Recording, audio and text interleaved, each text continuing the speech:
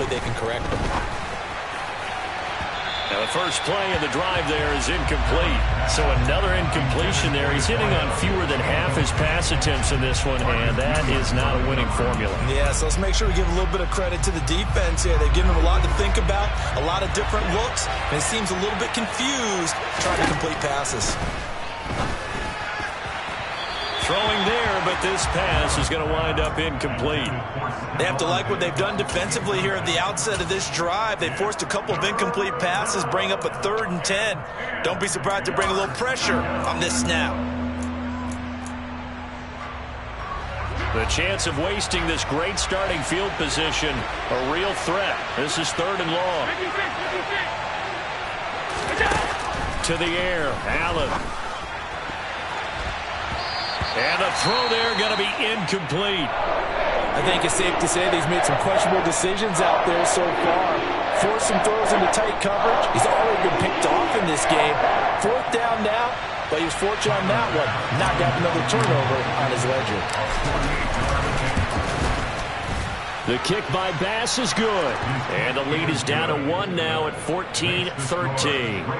So with that field goal, this one's now back within a field goal. Maybe not the ultimate result they wanted, but gets them that much closer. This game is unfolding like a really good book, isn't it? Because I feel like there's a few more plot twists yet to be revealed before this one is over.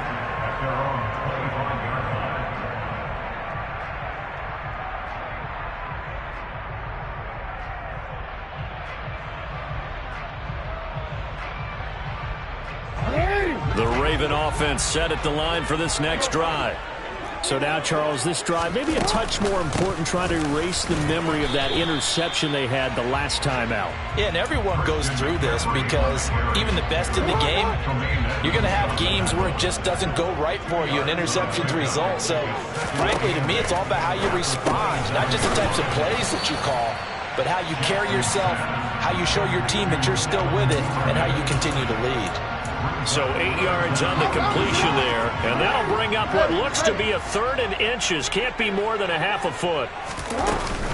They'll try and pick it up with McCaffrey, and he will have a first down as they get him to the ground at the 37. Hasn't been his best afternoon on the ground, far from it, but a critical 3rd down conversion. This afternoon just got better. You're exactly right. It hasn't been his best in terms of yardage, but that run there, that's the one your teammates look to you and go, okay, that's what we want from you. That's what we need. Now they have a chance to keep moving forward and a chance to win the game. Tim Settle, the Virginia Tech Hokie, in there on the stop. Seems pretty obvious defensively a key was stopping the run game. How have they done it so successfully? To me, it seems that these guys really did a nice job of paying attention during the scouting report meeting. And you know, Brandon, when they do those, they talk about the top plays that these guys like to run. The best runs for the top running back, those are the ones you focus on and want to take away. And they've done that pretty successfully in this game. All right, that's a decent game there, but it hasn't been his best game overall. So I wonder what the mindset is of his team. Do they want him to handle the football and try and close this game out? Or are they going to make an alternative plan and maybe go in a different direction? I think they need him, and this is his time to shine. That, I believe, will put him over 100 yards receiving for the game. Yes, it will. And he's got a first down to boot. Shotgun handoff down to McCaffrey. And he can only manage to get a couple. 2nd and 8 coming up.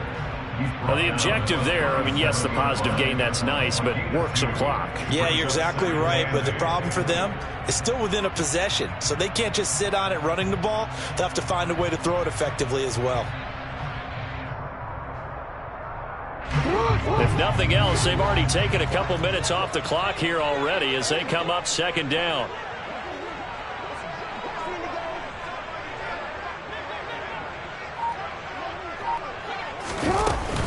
They stay on the ground. McCaffrey again. And he works his way free all the way down to the outskirts of the red zone. Whistles now and a timeout defensively. So a wise move as they'll use the first of their timeouts to force one more play before the 2-minute warning.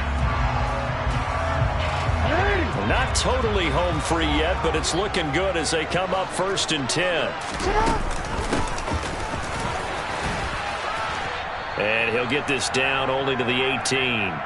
So it's Raven football here as we welcome you back. They've got a second down now as they search for a way to get this one to the finish line. So 2nd and 9, and you'd have to figure just about all 11 probably crashing the line here. A give running left, it's McCaffrey.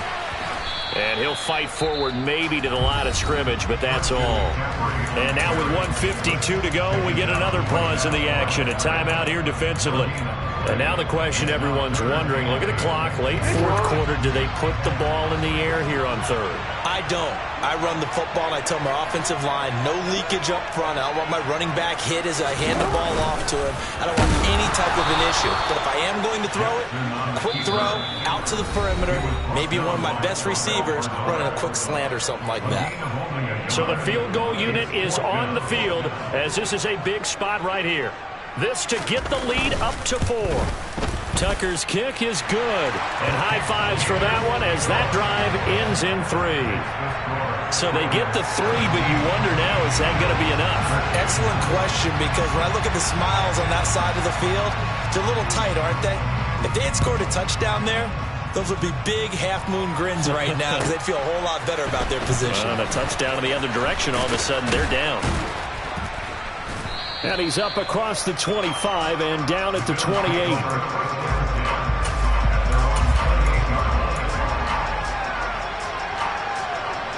The Bills come to the line to start their next drive. And after the field goal last time, we'll see what they can get here. At least they got points out of the last drive, Charles. I've never met an offensive coach that didn't want a drive to end with a kick.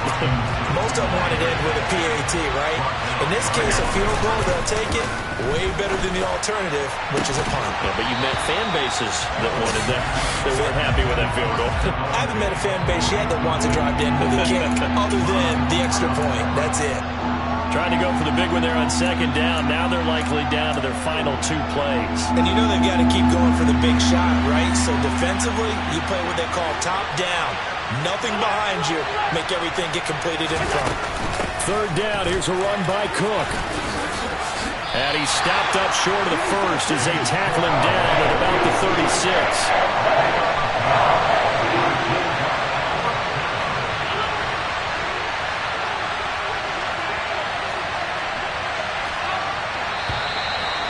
And now movement and a whistle, and they may have to rethink their plans on 4th down.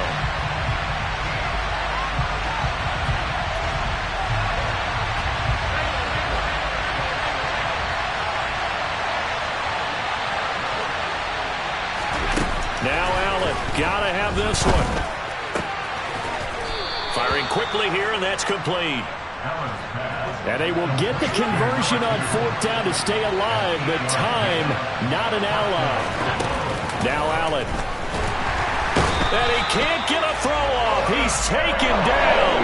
What a huge play at this point in the game.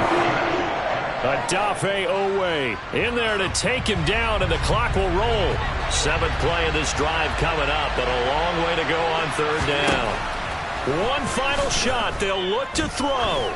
Now a desperation throw deep downfield. And it's incomplete. So their final drive comes up empty. And with that, the ball game is over.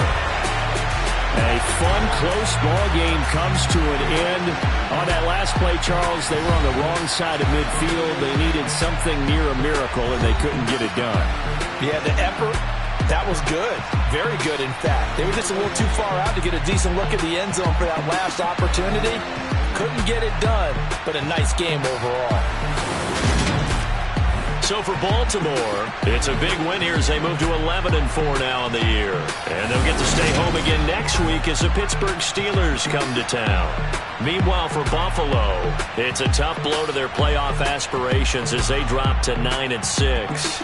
And they will be at home next week to take on the New York Giants.